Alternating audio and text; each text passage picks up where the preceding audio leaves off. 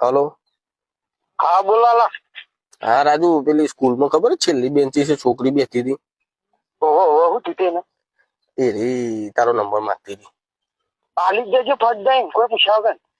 હા ને, હાલ દઉં ને. હો આવી હા વાંધો નહીં, પણ પેલા 500 રૂપિયા.